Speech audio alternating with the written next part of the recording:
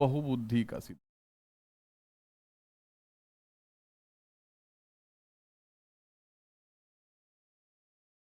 एक चीज इसमें आपको ध्यान रखना होगा, सीटेट की परीक्षा की वजह से, जैसे इसमें क्या हम करेंगे, जैसे जो बहुबुद्धि का इन्होंने सिद्धांत दिया, 10 तरह की बुद्धि की अवधारणा इन्होंने प्रस्तुत किया है कुल मिला के।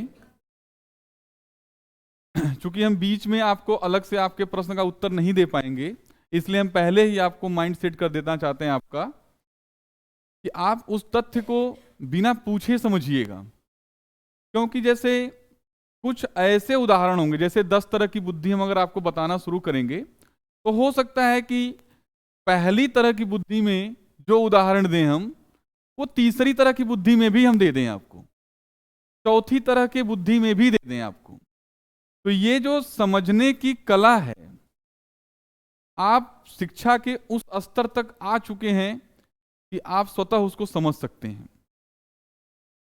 क्योंकि भाई देखिए, जैसे किसी के अंदर अगर कलाकारिता है, तो कलाकारिता में 2 तरह की कलाकारिता आएगी। एक तो कलाकारिता में गतिक कलाकारिता भी हो सकती है उसके अंतर्गत, दूसरी कलाकारिता में हो सकता है कि भाई वो ऐसे दृश्यों को भी बिना देखे भी जानते बना सकता है।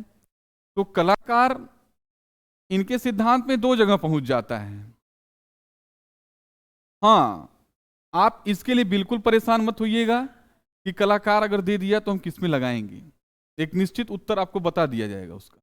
साथ ही में सीटेट में आएगा तो डायरेक्ट कभी आपको नहीं पूछेगा कि हार्वर्ड गार्डनर ने किस बुद्धि का सिद्धांत दिया था, या उनके इस बुद्धि के अंतर्गत क्या होता है। जब भी पूछेगा, वो 2 से 3 लाइन का प्रश्न बना के, जैसे किसी भी बच्चे के द्वारा ये किया जा रहा है, वो किया जा रहा है, ये गार्डनर के बुद्धि सिद्धांत के किस आयाम के अंतर्गत आता है, कुछ इस तरह का आता है।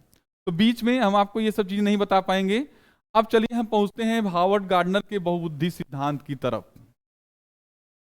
हार्वर्ड गार्डनर के बहुबुद्धि सिद्धांत का एक नाम और था, जिसे हम लोग मस्तिष्क व्यवहार संबंध, ये नाम है, ये कंफर्म नाम है इनका, मस्तिष्क व्यवहार संबंध के नाम से भी जानते हैं, जिसके अंतर्गत इन्होंने 10 तरह की बुद्धि की संकल्पना प्रस्तुत की।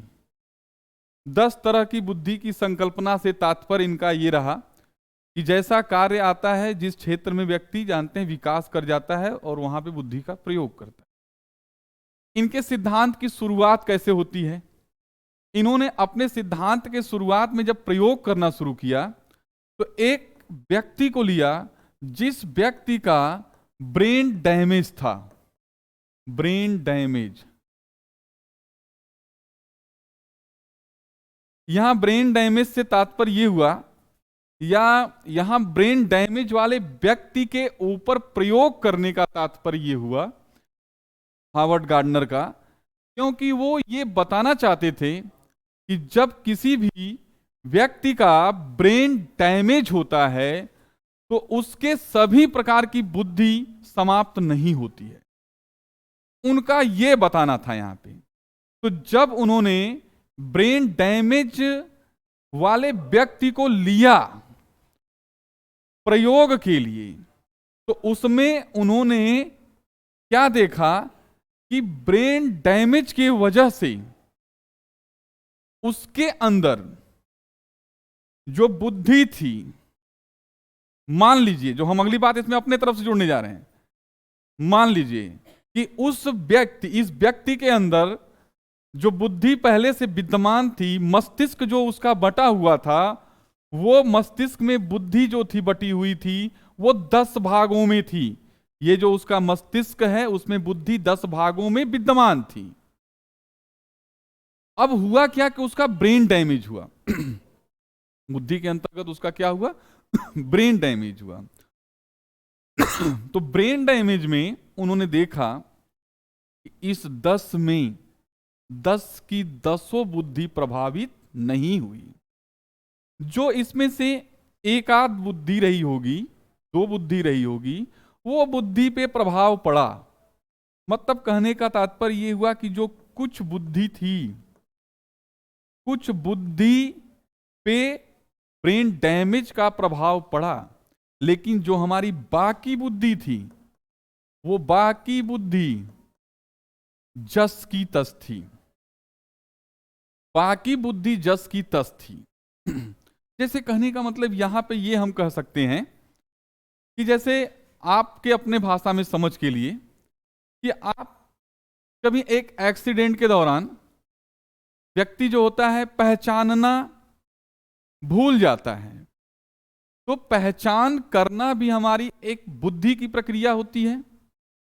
तो अगर वो व्यक्ति पहचानना भूल गया, लेकिन क्या उसको जो चलने की प्रवृत्ति होती है, दौड़ने की प्रवृत्ति होती है, खाने पीने की प्रवृत्ति होती है, जैसे आप बहुत सारे पिक्चरों में आपने देखा होगा एक्सीडेंट के दौरान वो याददाश्त तो उसकी चली जाती है, लेकिन बाकी जो उसके कार्य करने की योग्यता होती है, क्या वो सारी योग्यता चली जाती है? नहीं जाती है। वहां पे हम लोगों ने देखा या पाया ऐसे पेशेंटों में कि उसकी केवल एक याददाश्त गई। तो हार्वर्ड गार्डनर इस मैसेज के जरिए हम तक यही बात वो पहुंचाना चाहते हैं कि जो हमने ब्रेन डैमेज पर्सनालिटी को प्रयोग के लिए हायर किया लिया, उसमें हमने ये पाया कि ब्रेन डैमेज की वजह से उसके बुद्धि का कुछ भाग तो प्रभावित हुआ, लेकिन कुछ भाग प्रभावित नहीं हुआ। अगर वो केवल पूरी बुद्धि की बुद्धि केवल एक रही होती तो पूरा भाग क्या हो जाता? प्रभावित हो। सिद्धांत की उत्पत्ति मैं बता रहा हूं, यहां समझिएगा आप। सिद्धांत की उत्पत्ति, उन्होंने कहा कि बीने महोदय जो हमारे हैं, बीने ने कहा एक कारक। अगर इस पूरे मस्तिष्क व्यवहार संबंध में एक कारक होता तो ब्रेन डैमेज में एक कारक जाता, सारा फ्यूज उड़ जाता। एक फ्यूज उड़ता, सारी लाइट बंद। ये बात हार्वर्ड गार्डनर ने अपने इस प्रयोग के जरिए हम तक पहुंचाए। तो यहां तक तो उनकी बात समझ में आती भी है कि बात तो भाई सही है कि अगर ये एक होता, अगर ये एक होता तो जैसे हमारे घर में एक जगह फ्यूज लगाया जाता है, जब एक फ्यूज उड़ता है तो पूरे घर की लाइट चली जाती है, ठीक ना? तो ऐसी दशा में उनकी ये बात यहां तक सही समझ में आती है कि कुछ बुद्धि हमारी प्रभावित हुई और बाकी बुद्धि प्रभावित नहीं हुई। मस्तिष्क व्यवहार संबंध के अंतर्गत बताया। अब इसके बाद देखिए आगे क्या इन्होंने, एक तो ये बताया इन्होंने, दूसरी बात बताया कि एक दूसरा बिंदु इन्होंने लिया जिसका नाम इन्होंने दिखाया हम लोग को पांडित्य संरक्षण। पांडित्य संरक्षण, संरक्षण इन्होंने अपने प्रयोग में कहा कि अगर आप मेरे ऊपर वाले प्रयोग से सहमत नहीं हैं तो मैं आपको एक अगला प्रयोग करके दिखाता हूं। हार्वर्ड गार्डनर ने कहा, जिस प्रयोग के अंतर्गत उन्होंने एक दूसरी पर्सनालिटी को हायर किया जिसको हम लोग पांडित्य संलक्षण के नाम से जानते हैं। यहां पांडित्य संलक्षण से तात्पर्य किसी जाति विशेष या वर्ण विशेष से नहीं है। पांडित्य संलक्षण पर्सनालिटी एक होती है जिसके अंतर्गत या जिसके अंतर्निहित दो विशेषताएं होती हैं। पांडित्य संलक्षण से अभिप्राय क्या होता है? दो विशेषताएं। पहली विशेषता ये थी इस पांडित्य संलक्षण पर्सनालिटी में कि मानसिक मंदता थी, या ये कह सकते हैं कि ये मंद बुद्धि, इसके अंदर मंद बुद्धि, या इसको जानते हैं ये मानसिक विलक्षणता थी। मानसिक रूप से ये विलक्षण पर्सनालिटी था। मंद बुद्धि मतलब यहां आपको इसका निष्कर्ष बता रहे हैं, अभी हम हार्वर्ड गार्डनर के अनुसार बता रहे हैं, जैसे ही इनका पूरा होता है हम आपको अपने हिसाब से बताएंगे।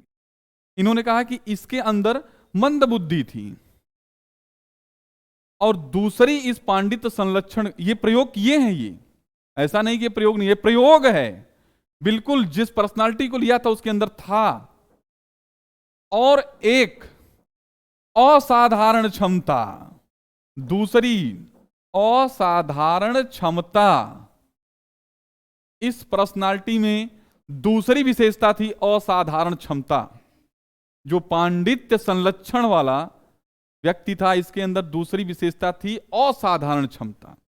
देखिए यहां से वो क्या बताने का प्रयास कर रहे हैं, ये व्यक्ति मंद बुद्धि तो है लेकिन इसके अंदर एक बहुत बड़ी विशेष बात है असाधारण क्षमता। मतलब इसके अंदर एक ऐसी भी क्षमता है जो कि बिल्कुल अद्भुत है, जो कि किसी एकदम यूनिक पर्सनालिटी में हो सकता है, विशिष्ट है एकदम।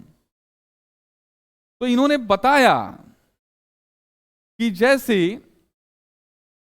भाई अपनी भाषा में समझिए आप कि कोई व्यक्ति अगर मान लीजिए मूर्ख है, पागल है, जैसे कोई व्यक्ति पागल है जो दिन भर बोलता है, जो दिन भर बोलता है, पूरे दिन वो बोलता, पागल व्यक्ति दिन भर बोलता है, ये हम आपको अपनी भाषा में, तो आप समझिए कि उसके अंदर एक पागलपन तो है दिन भर बोलने की, लेकिन एक असाधारण क्षमता उसके अंदर विद्यमान है कि उसकी इतना आप बोल नहीं पाएंगे।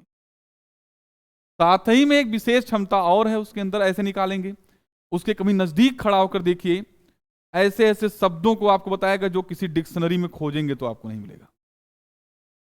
ये क्या है? असाधारण क्षमता है।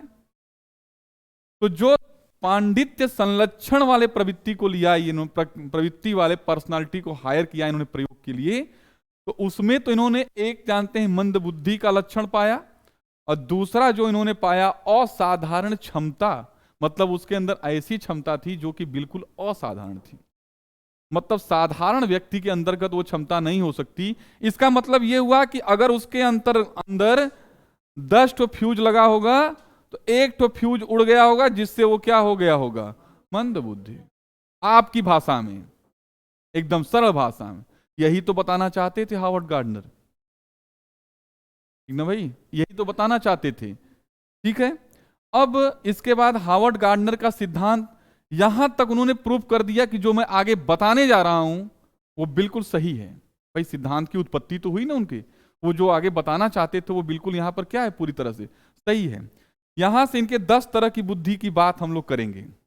देखिए सीटेट में आपको बिल्कुल परेशान होने की जरूरत नहीं है, ठीक ना। हम एक उदाहरण कई लोगों कई जगह पे हम बताएंगे आपको, बस ये है कि हमारा वो प्रश्न कैसे आता है उस पर हमको फोकस करना है। जिसके अंतर्गत 10 प्रकार की बुद्धि, ये 10 प्रकार की बुद्धि, 10 प्रकार की बुद्धि, 10 प्रकार की बुद्धि में आप इस बात को समझ चुके हैं। ये जो 10 कैसे हुआ, पहले 7 + 3 ये 10 हुआ हमारा। विकल्प में अगर 10 की अनुपस्थिति है तो आप 9 लगाएंगे, कोई फर्क नहीं पड़ता। कभी अगर आपके सामने 9 क्यों हुआ तो आप बता देंगे कि अस्तित्ववादी और आध्यात्मिक बुद्धि हमारी दोनों एक प्रकार की बुद्धि होती है, और परिभाषा में लगभग ये दोनों मैच कर भी जाते हैं। अब इसके अंतर्गत सबसे पहली बुद्धि का इन्होंने नाम दिया, अब थोड़ा तेज पढ़ाएंगे हम आपको, भाषाई बुद्धि, ठीक ना भाई? हो सकता है थोड़ा मात्रा वगैरह। देखिए इधर भाई, पहली बुद्धि का नाम इन्होंने दिया था अपने भाषाई। बुद्धि के नाम में आप सीरियल इधर उधर कर सकते हैं, कोई फर्क नहीं पड़ता है।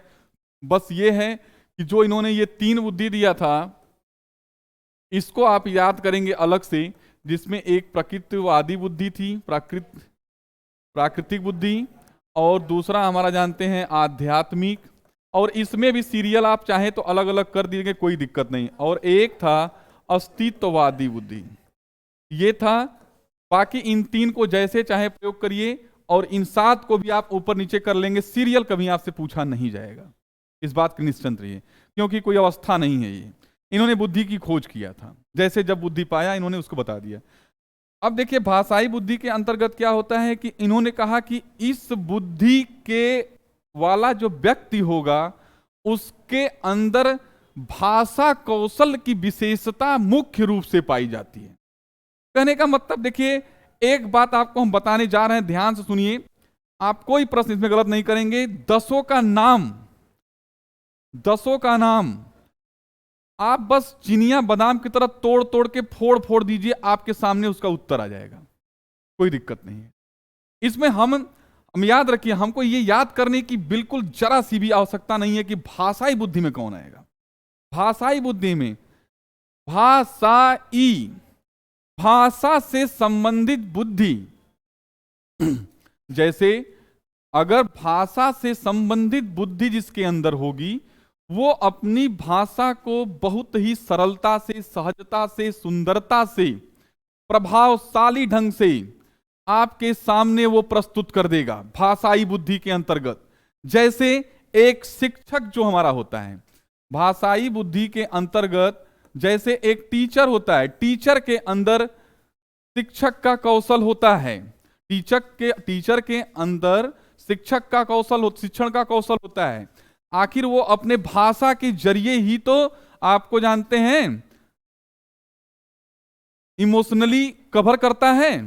जैसे कवि को ले लीजिए आप, कवि कविता की रचना करता है, उसमें क्या होता है, भाषा की ही तारतम्य होती है। कवि के अंतर्गत भी भाषा की रचना होती नहीं, भाषा से ही वो आपको जानते हैं प्रभावित करता है। तो आप ऐसे दो उदाहरण या एक उदाहरण नहीं सीखना है आपको, यहां आपको यह सीखना है कि भाषाई बुद्धि के अंतर्गत वो व्यक्ति आते हैं जिनको भाषा कुशलता की योग्यता होती है, जिनमें भाषा कुशलता की योग्यता होती है, जो अपने भाषा के माध्यम से आपको इमोशनल कर दें, आपको प्रभाव, मतलब आपके ऊपर अपना प्रभाव जमा लें, आपको प्रसन्न कर दें भाषा का प्रयोग करके। वो किसके अंतर्गत आएंगे, भाषाई बुद्धि के अंतर्गत।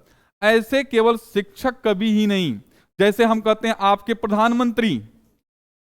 प्रधानमंत्री किसके यहां देखते हैं, आप कहते हैं, एक बार मैं एक व्यक्ति से बात कर रहा था, उन्होंने कहा कि जब उनके मन की बात सुनते हैं कहते हैं सब्सिडी छोड़ दो, मन करता है सब कुछ छोड़ दें।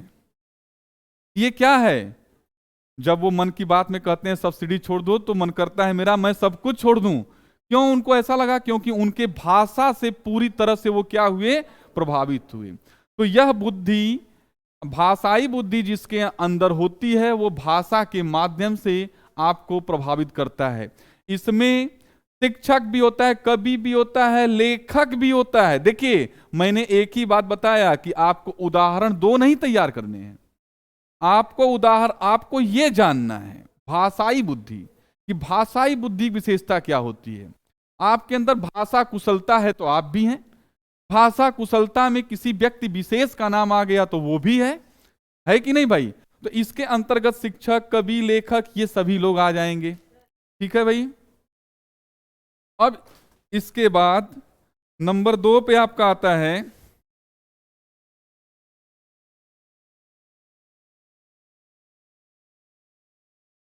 संगीतीय बुद्धि, संगीतीय बुद्धि। देखिए ये आपका नंबर 2 है। देखिए संगीतीय बुद्धि, मैंने एक बात बताया था, संगीतीय बुद्धि की विशेषता क्या होती है। मैं शुरू से ही देखिए आपसे हमने बताया कि इन्होंने जो 10 प्रकार की बुद्धि को दिया है, जो इन्होंने 10 प्रकार की बुद्धि को दिया है, इसमें अगर आप ये सोच रहे हो कि हम सभी बुद्धि में 2-2, 3-3 उदाहरण याद कर लें या जान लें तो हमारा काम चल जाएगा, तो नहीं चलेगा। हाँ यूपी टीईटी में काम चल जाएगा आपका, लेकिन अगर आप सीटेट की परीक्षा देते हैं, एबीएस की देते हैं, असिस्टेंट प्रोफेसर की देते हैं, या एजुकेशन से रिलेटेड कोई भी परीक्षा देते हैं, तो उसमें जानते हैं उदाहरण से काम नहीं चलता है। उसमें आपका काम चलेगा अगर 10 की जो हेडिंग है, जो 10 के शब्द दिए गए हैं उनको आप समझिए।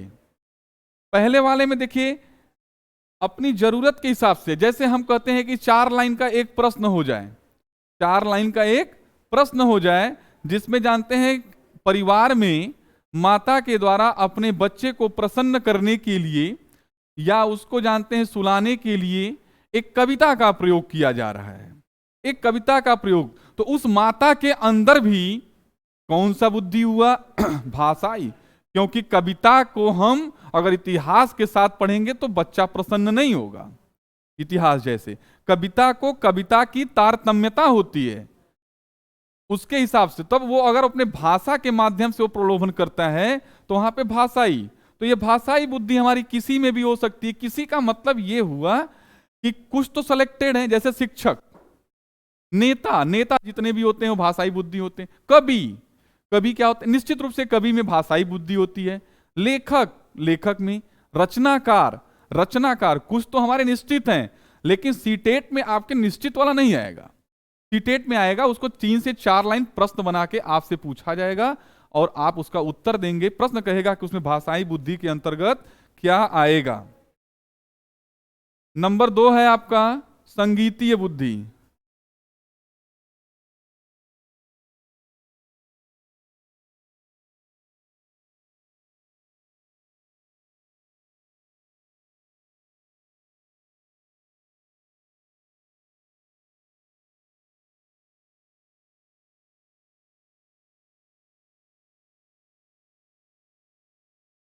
चलिए देखिए भाई, नंबर 2 संगीतीय बुद्धि के बारे में चलते हैं हम लोग।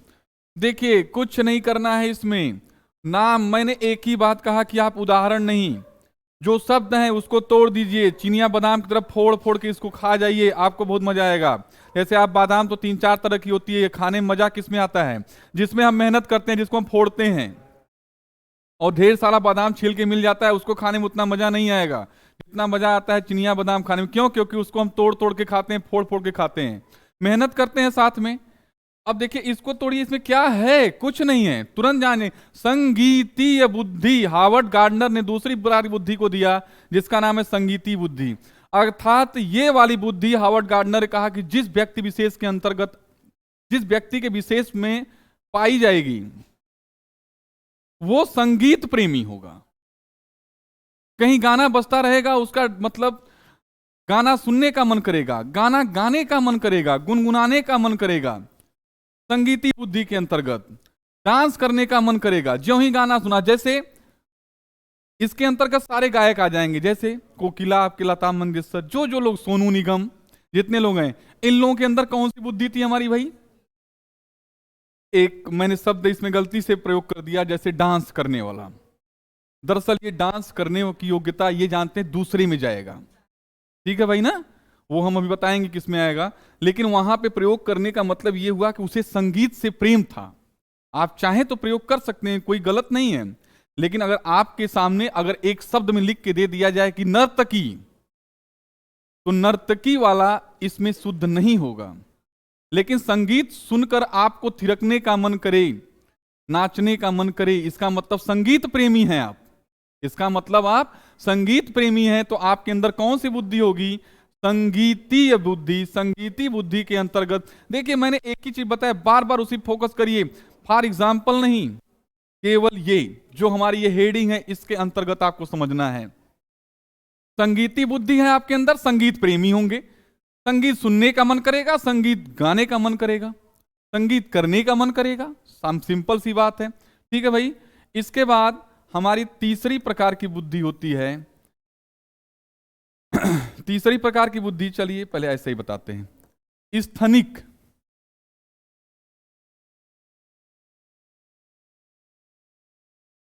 स्थनिक बुद्धि, देखिए स्थान शब्द में, स्थान में इक प्रत्यय का प्रयोग किया है।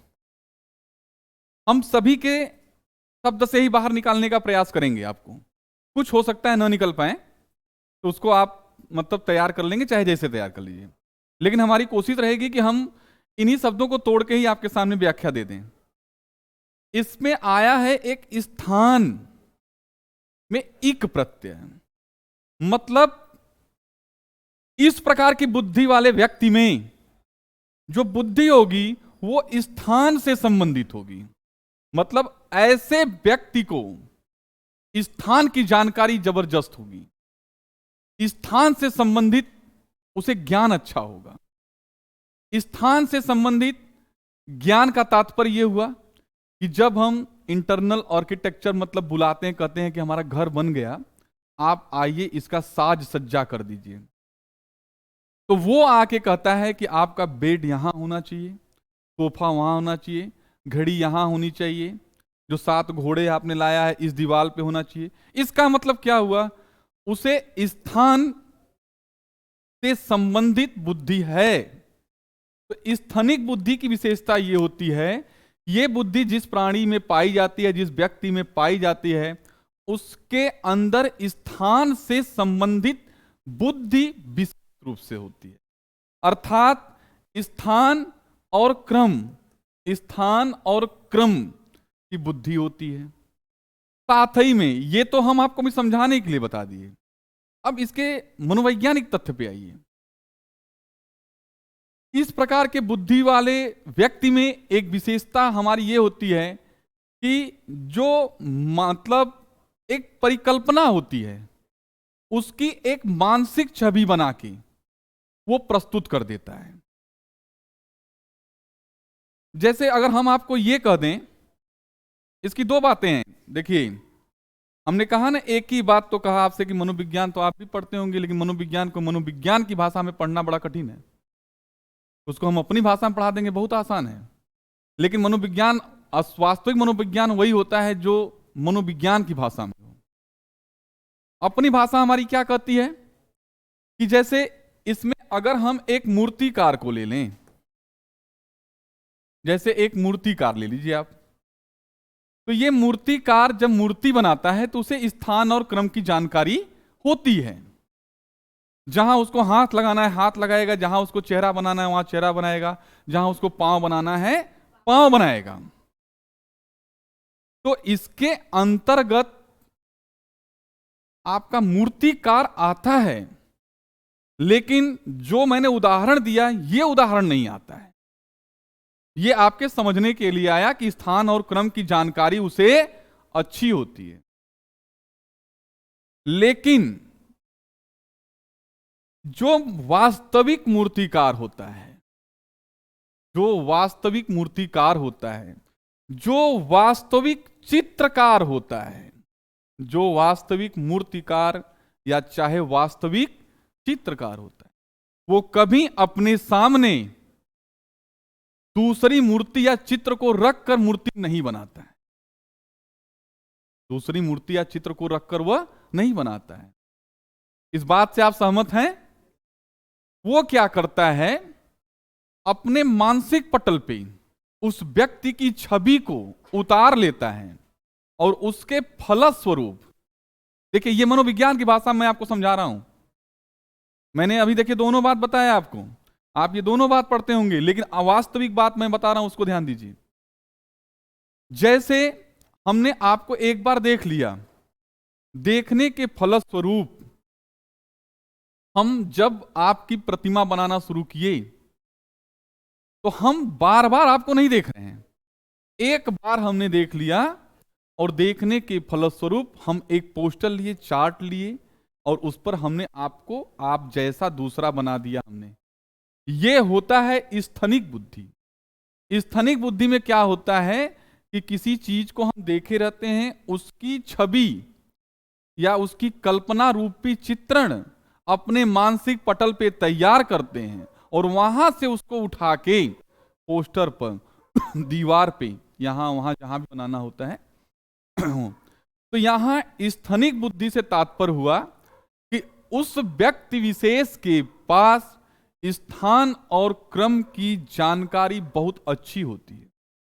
एक सामान्य व्यक्ति जानते हैं, बनाने लगेगा, अगर किसी महिला का चित्र बना रहा है तो हो सकता है उसे चित्र में बिंदी लगाना छोड़ दे, कान में कुछ पहनाना भूल जाए। चित्र उसे भी बनाना आता है, चित्र बना लेगा, लेकिन स्थान और क्रम और जो उसके पास विशेष योग्यता होती है, उस विशेष योग्यता वाले व्यक्ति के पास बनाते समय कुछ भी छूटने की संभावना 9 के बराबर होती, क्योंकि उसके पास बुद्धि प्राप्त है। कौन सी? स्थानिक बुद्धि। ठीक है भाई। तो इसमें आपको ध्यान रखेंगे, मूर्तिकार, चित्रकार या वो ऐसे सभी व्यक्ति आएंगे जो किसी भी छवि को देख के अपने मानसिक पटल पे उतार लेना और बाद में उसको बना देना या कर देना, ऐसे प्रकार के बुद्धि वाले व्यक्ति के क्या बोलते हैं हम? स्थनिक बुद्धि। ठीक है। तीसरे के बाद हमारा चौथा वाला आता है जिसे हम बोलते हैं गतिक बुद्धि। गतिक बुद्धि, देखिए उसमें स्थनिक बुद्धि में हमारे पास जानते हैं कुछ विशेष उदाहरण हैं, उसको भी जान बता ही देते हैं हम आपको। स्थनिक बुद्धि के अंतर्गत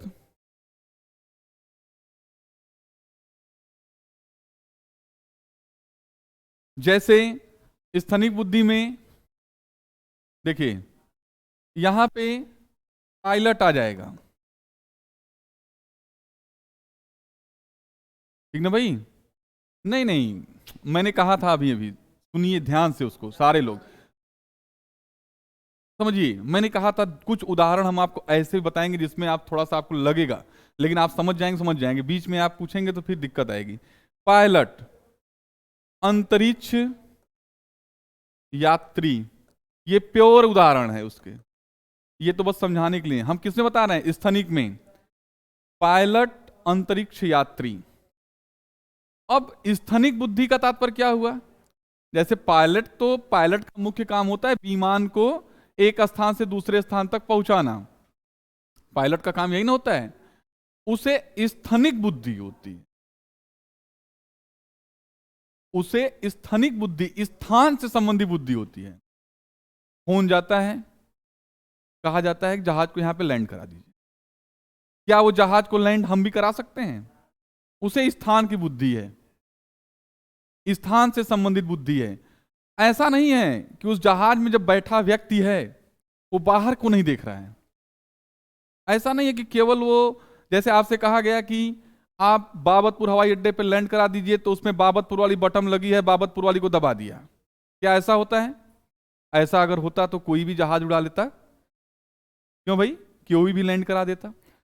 इस पायलट को भी स्थान से संबंधित बुद्धि है। अंतरिक्ष यात्री, इंजीनियर, इंजीनियर, देखिए ये सभी और जगह भी जाएंगे। अंतरिक्ष यात्री जो होता है, अंतरिक्ष यात्री को स्थान संबंधी बुद्धि होती है। उसे पता रहता है मौसम के बारे में, कब सामने से कोई चीज दिखेगा वो आगे की कल्पना अपने आप क्या करता है? कर लेता है। इंजीनियर, जमीन आपने बता दिया, उस आपके घर का नक्शा बना दिया, बता दिया यहां पर ये होगा, यहां पे ये होगा, यहां पे होगा। क्या अगर वो बुद्धि हमारे पास भी होती? जब नक्शा बना देता है तो हमारे दिमाग में आता है कि यार ये वाली बात मेरे दिमाग में क्यों नहीं? हम आंगन का डक्ट यहाँ इंजीनियर कैसे बना दिया?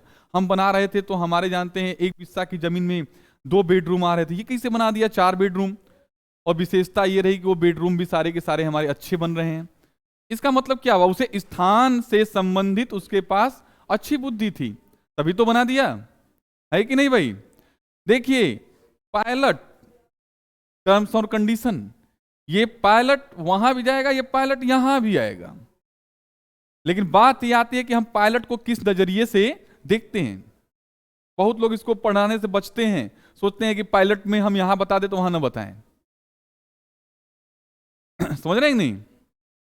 लेकिन आप जानिए, कभी भी प्रश्न आज तक ऐसे नहीं आया कि हवाई जहाज का पायलट हार्वर्ड गार्डनर के अनुसार किस प्रकार की बुद्धि के अंतर्गत आएगा, क्योंकि अगर ऐसा प्रश्न आ गया तो यह अपवाद की श्रेणी में जाएगा।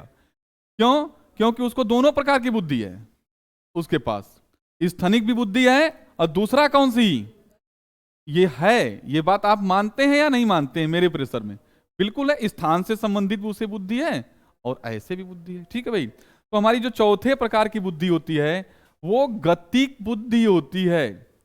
गति से संबंधित निर्णय लेने की विशेष प्रकार की बुद्धि पाई जाती है ऐसे प्राणियों में। गतिमान कोई भी वस्तु होता है उसमें निर्णय लेने की जो योग्यता पाई जाती है, ऐसे व्यक्तियों के अंदर कैसी बुद्धि पाई जाती है? गतिक बुद्धि। इस ऐसे व्यक्ति को, जैसे इसके अंतर्गत क्रिकेट का खिलाड़ी, क्रिकेट खिलाड़ी बोलिए आएगा या नहीं आएगा? क्रिकेट खिलाड़ी आएगा। क्यों आएगा? क्योंकि जानते हैं, जैसे हु जानते हैं बैट मतलब मारने के फलस्वरूप वो आगे की तरफ दौड़ता है, देखता है बाल वहां है, दौड़ के जाता है, पीछे हो जाता है। अर्थात गति से संबंधित निर्णय लेने की योग्यता है कि नहीं इसके?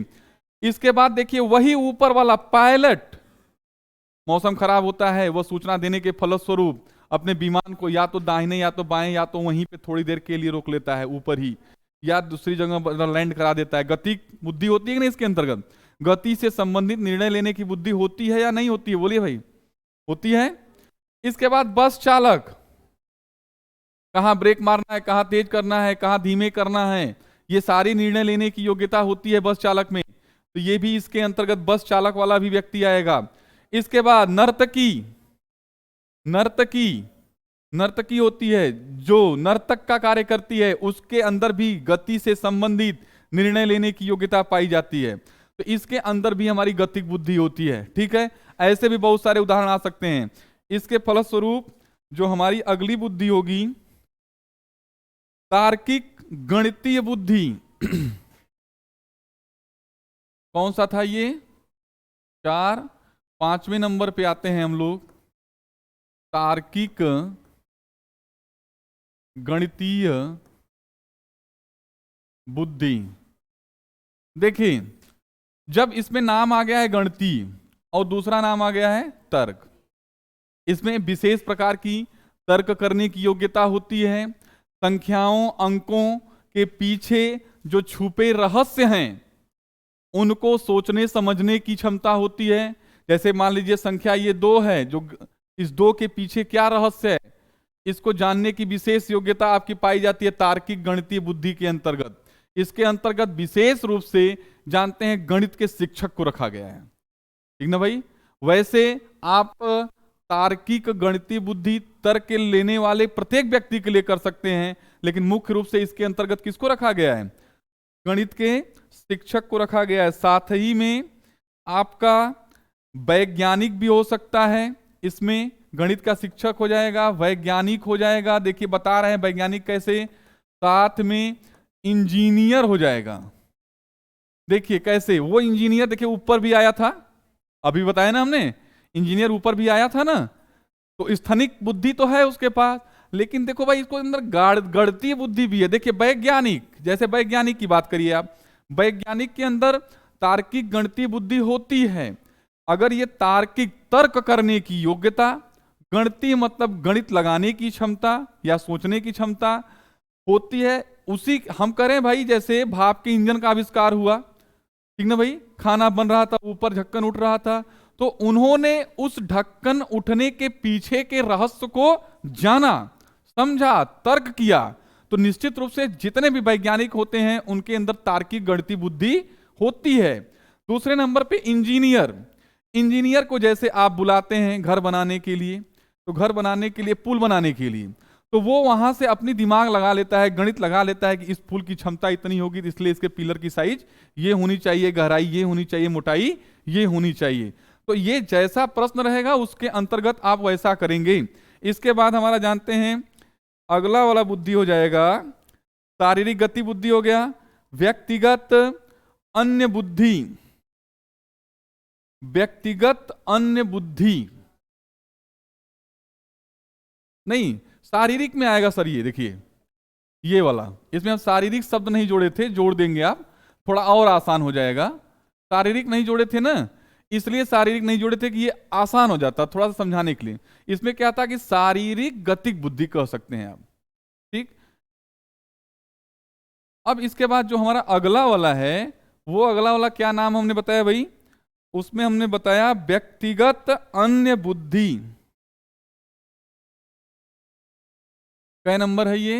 5, 6वां नंबर, व्यक्तिगत अन्य बुद्धि। देखिए